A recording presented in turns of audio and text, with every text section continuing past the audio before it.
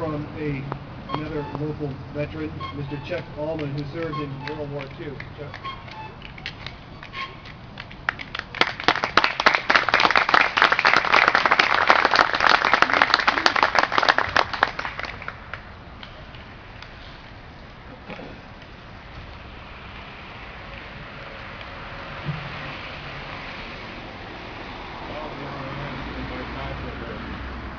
I used to go to Memorial Day ceremonies when I was young, back in the 30s, and we'd have a couple men still living from the Civil War, and there'd be 3 or 4 that had gone through the Spanish-American War.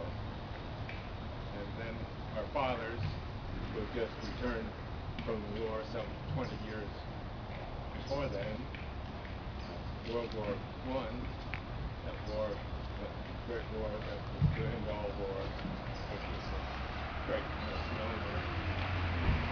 We had almost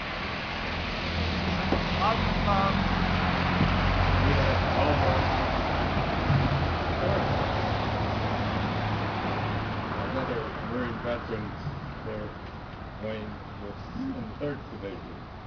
We happened to be on the same island at the same time in 1945. The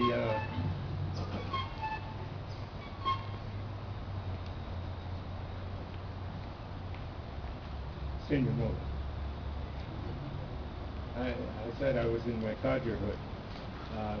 I noticed there are a few men from that era still around, and we're going to be around for a while longer, I think, to get out and walk, make sure I stay in fairly good health. We lost a great many men during several of our wars. The worst one was the Civil War. We had some 610,000 men lost in that war. No other war had really approached that number. We had quite a few lost in World War II, quite a few World War I. And then we started having all these other wars where we lose men, nibbling away at the population, I suppose. I joined the service because of the glory of war, but at the first shots I heard, I understood immediately there was no glory. Save yourself and save your money.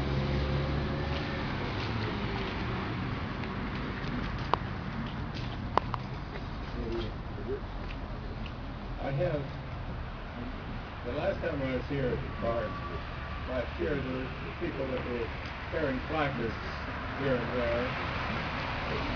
They were protesting something, I'm not sure what. And I thought the derogatory remarks would be appropriate, but I held my temper. And then I thought of a friend of mine who left school, left college. He was training to be a teacher, very bright young man,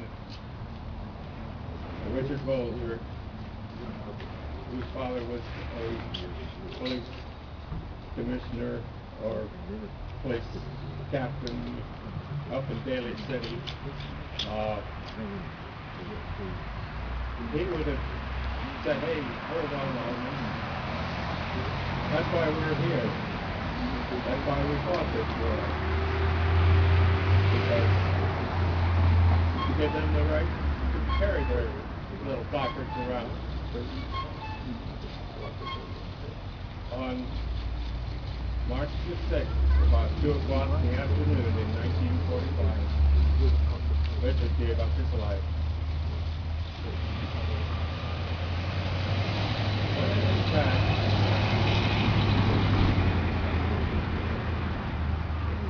days. I understand something. When I was a young man, I used to speak at the Forever Young Men.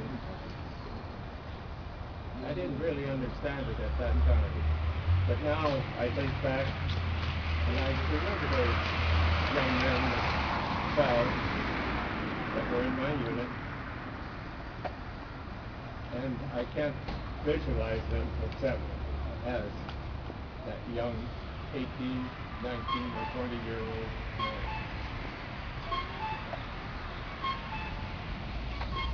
I think this is all I have to say.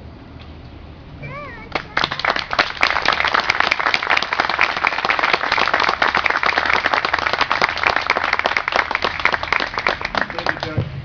Really appreciate your sharing your story. This year, the wreath is presented by Dan Sarkazian and Paige Precision. We have that here. What we're going to do after this presentation is that I actually like to place the wreath up where we're going to be having the memorial. The Campbell Veterans Memorial Foundation is creating a memorial. If you didn't know that, here in the city of Campbell. And to speak for a few minutes on that, I'd like to introduce you to Jim Freed. Yeah.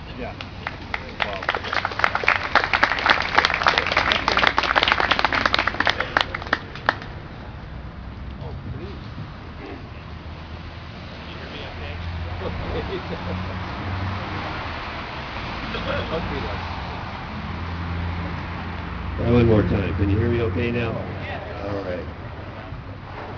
Thanks, Ken. Good morning, everyone. As you know, we're currently establishing a Veterans Memorial here in the city of Campbell.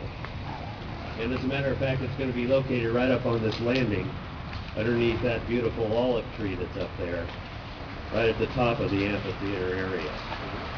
Part of the reason that we chose that area, I was looking at several different sites around the city, is because of that olive tree, which is a symbol of peace. And that's really what a lot of us go for, and ultimately try to achieve, is peace. And so that's going to be a very prominent part of our memorial. We are incorporated as a nonprofit foundation last year, and just recently we filed with the IRS our application for a 501c3 status, which, as you may know, will help facilitate the tax deductibility of donations, which we'll be looking for in the near future. We are currently in the design phase of the memorial. After the city of Campbell, which has been very cooperative and helpful throughout this process, not only gave us the land to build our memorial, but they also advanced us $30,000 to hire an architect. Now, we as a foundation have to pay that back.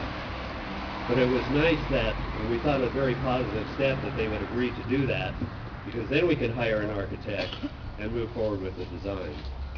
The city of Campbell sent out a request for proposal to several different architectural firms, and there were several of us on the foundation board that interviewed the top 3 firms, and we ended up choosing Bill Gould Design, which is a local firm, and have done several monuments in and around the city. They also did the architectural plans for Rosemary School and other buildings around the area. After interviewing these 3 firms, we decided that they by far were most qualified, and we met with them twice now. The first meeting was in the chamber, the city council chambers, a public forum, in which we had the public give their input on what they would like to see included and incorporated into this memorial. We met with them one time since then, and we're going to be meeting with them again on June 4th, where we're going to be advancing, or they'll be advancing more ideas about what they anticipate that we could include in the memorial. The design phase is obviously one of the most important things of the memorial, other than just having the location in itself. And we're going to be spending a lot of time in looking at various different concepts. And ultimately, whatever